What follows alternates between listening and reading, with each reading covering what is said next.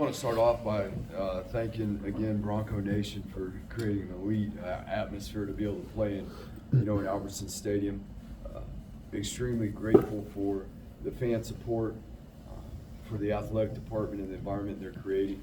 There's a lot of hard work obviously that goes into this every single week, every day. It's a big commitment. There's a lot of sacrifice, and it's just a treat for our team and everybody involved, all the staff, all the student workers and assistants to be able to have a game day atmosphere and compete in an arena like that. So, like Patrick was saying, there was some really good things that we were able to get done today, but notably, two of our younger players scored their first touchdowns today, which was awesome at Breezy and Prince. There was a pretty good balance within the attack on offense and being able to go over 200 yards in the run game and the pass game. Much more efficient in the pass game too today, and had some explosive plays as we were able to push the ball down the field at times, and again it was good to see our running backs carry the load. It was a little balanced. George probably got a little bit more than we were initially intending to have him get. Ashton had to leave the game, so we will have to get a further evaluation on that and see what that looks like. But up front, we don't believe that it's anything that's going to be keeping them out too long. But it was an unbelievable job by the defensive coaches in putting together a plan to really take away the things that the Wyoming offense has done pretty well. Their rushing attack has been pretty salty here this season, and the players did a really good job throughout the course of the week with the preparation, really understanding the game plan, and that's a big part of the maturity of this team is knowing each and every week for us. It's not so much that we're going to have new plays, new schemes, but we're going against a new offensive structure, new offensive personnel. Our team is starting to understand that each and every week, there's a certain level of diligence that needs to go into this process in order to be our best. Because in this conference, you're going to face different schemes on offense week to week, different defensive structures, and really felt like altogether, not only during the bye week and being able to focus on the things that we can and we need to do better and we need to continue to grow on, things that we did well today, it doesn't mean that we'll do them well next week. We get to celebrate this victory for 24 hours and then it's back to it. There's a lot of commitment and sacrifice that will go into this each and every week for us to be our best. We'll have another tough opponent next week on the road, but before then, we are going to be able to sit back and the coaches, the players, the staff, everybody that puts their efforts into this is going to be able to enjoy this tonight, and then we'll get started again in 24 hours. Well, Andy, you've been saying, and the team's been saying for a while, you guys are this close to putting it all together. 443 yards of offense, 112 yards of defense, 32-7. Is that kind of what you guys have been envisioning? Yeah, I mean, without a doubt, and there's still, there's some things out there, but we're not going to be nitpicky about it. Like we're not intending to try to be perfect, but that's more the level of consistency of which we're capable of. Again, there's a lot of guys that played for us tonight too, so the ball got touched by a lot of different, of our offensive personnel. We do need to clean up the turnovers. Bottom line, we cannot be giving the ball up like that. In the first half, we saw in the second half when we take care of the ball, the level of consistency that we can have overall as a whole team, just taking care of the ball, it takes care of the team. And being able to take the ball away and create negative yardage plays was a huge part for us on defense tonight. We were able to not only stop the run, but create pressure on the quarterback. Throughout the most part of the game, it felt like we did a much better job of tackling. There's still some areas where we can clean up in terms of certain angles and certain tackles that came up that we're already very, very aware of, that we don't even need to watch the film. We already know what it is, and we'll get back to working on that to even create better habits. How would you evaluate how both quarterbacks played tonight? You know what? It was good to see that able to create a rhythm, you know, as an offense. Again, when we take care of the ball, we're able to create a better rhythm. And I saw offense tonight that was able to play in rhythm, so I'm excited about what they were able to do. Mad Dog obviously threw the ball pretty well tonight.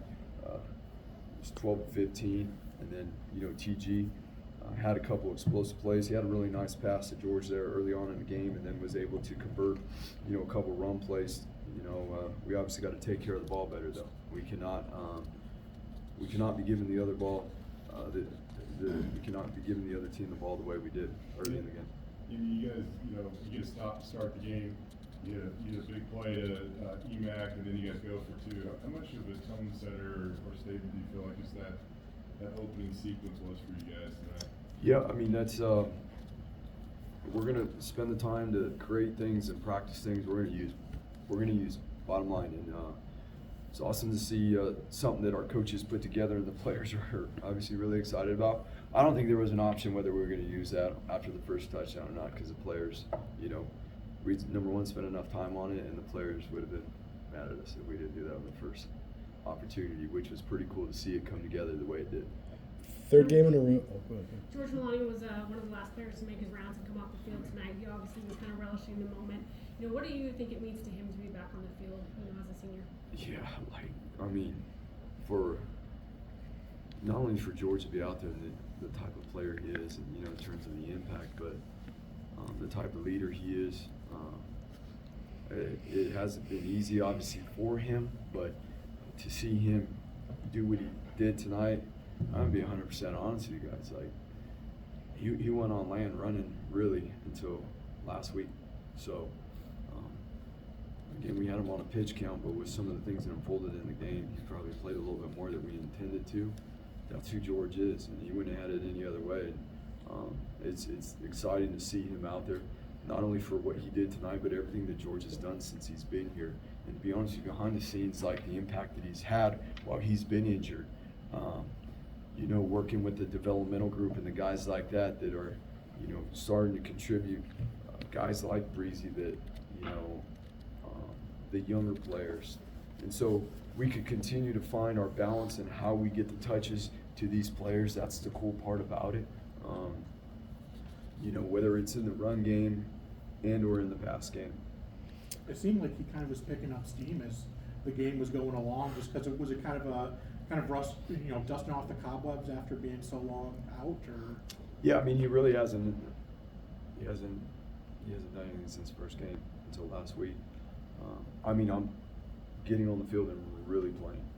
You know, there's our trainers had a great plan in terms of his rehab and his return to play protocol, and based off of what he was able to do, you know, the trainers and our strength staff did a good job getting him ready to go tonight.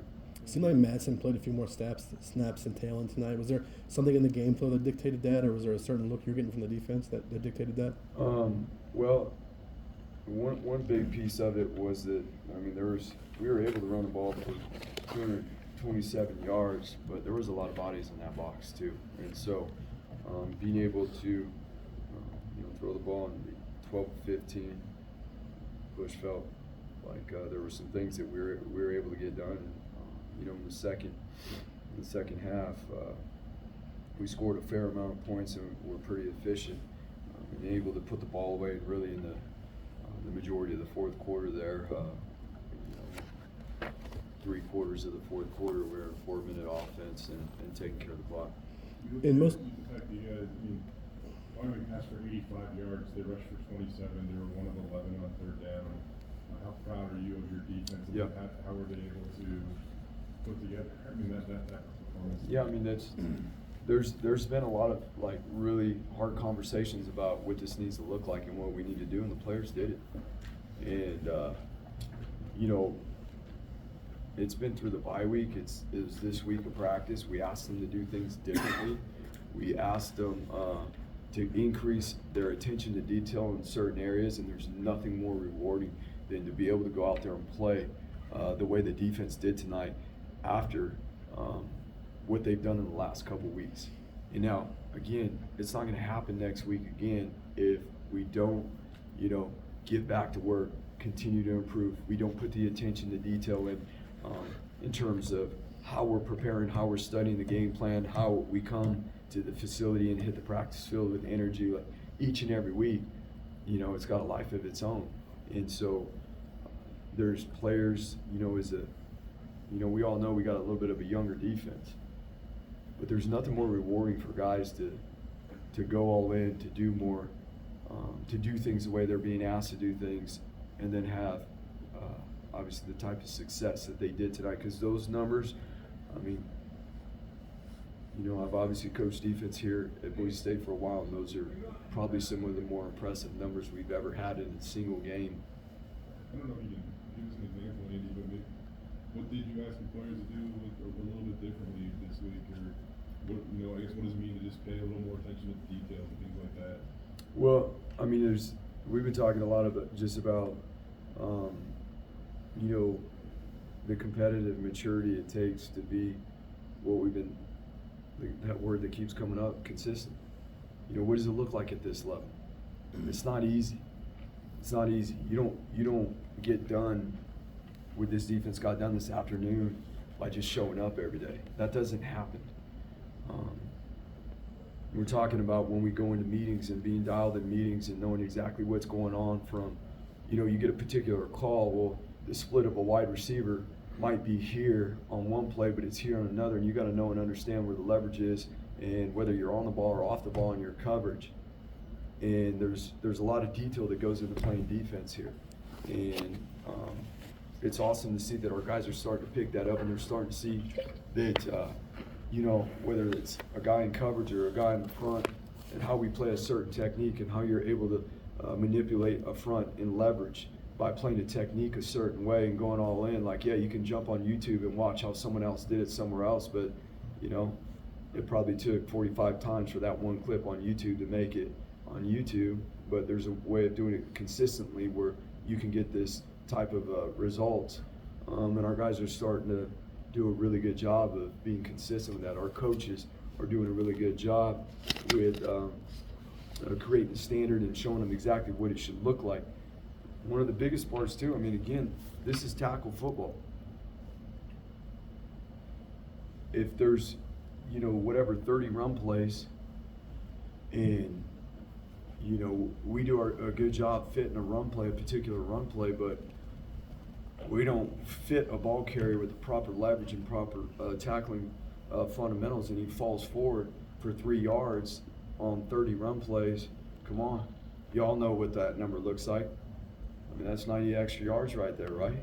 And so that in itself, that comes into play here. You look at the amount of rushes they had, and if you go back and watch the film, and you'll see the diligence in the tackling. That was a big part in itself. Well, now you get ahead of the chains, and you put an offense behind the chains, and ultimately we got to be able to continue to do that. And give ourselves the opportunity to play in second down and longs, third and longs. Between the end of the first half, start of the second half, 4 straight possessions where you guys had scores on. Just what was clicking well for you guys as you guys got throughout to get deeper into the game? Again, like we talked about it, like we got in the rhythm there and we took care of the ball. Like we have all things, you know, within the game plan to be able to get certain personnel the ball, to be able to operate in certain situations, 4-down zone, red zone, third downs. You know, it comes down to having that utmost confidence in the pre-snap, our quarterbacks having command in the pre-snap, and the execution in terms of guys playing with speed off the ball. That's always a big part of it. And ultimately, like we said, enough already tonight. You take care of the ball and good things are going to happen. You touched on Breezy and Prince, but just, you know, getting them both in the end zone, you know, kind of, you know, I'm assuming, you know, gonna see many more of that throughout the year. Just how nice was that for both of them to get there first? Yeah, and, you know, especially Breezy's done a lot this year, and, you know, for him to get in for the first time is big time. You know, and so there's a lot of guys on offense that are very capable. We will continue to find ways as the guys show that they're going to be consistent, they're going to show up every day with a great attitude, then we're going to find ways to get them the ball. They get their opportunity, they get their number called. There's a lot of times a guy might be the primary target. He doesn't win his route, he doesn't get the ball. You got to win in practice, and you got to win in the game. And the guys that win, their one-on-ones, no different than if you're a pass rusher on defense. If you win your one-on-one pass rushes in practice and you win your one-on-one pass rushes in the game, you're probably going to be in on third down a lot more. Couple more. That Wyoming team, they're tied with Texas in the fourth quarter. They gave Air Force all they could handle. For all you guys have been through this year to have that type of performance against that type of team, this be something that galvanizes you guys. Like we said, we get an opportunity to play 1 week at a time here down the stretch and be our best. Sometimes you got to move on from the past and be able to drive forward. And I think the team did an unbelievable job of exemplifying that this week and obviously today. There's nothing more satisfying than seeing the joy on their face in the locker room. Again, you stay the course. It really doesn't matter. It really doesn't matter to us what the external says. To be honest, it's really about the people in this building and what they're capable of and what they pour in every single day and following the path that's been laid out for us by the Lord. And in any walk of life, that's all you can do. And when you do it to your best and you have fun and you go all in, these are the type of things that can happen. Anything else? All right, Thank you, guys.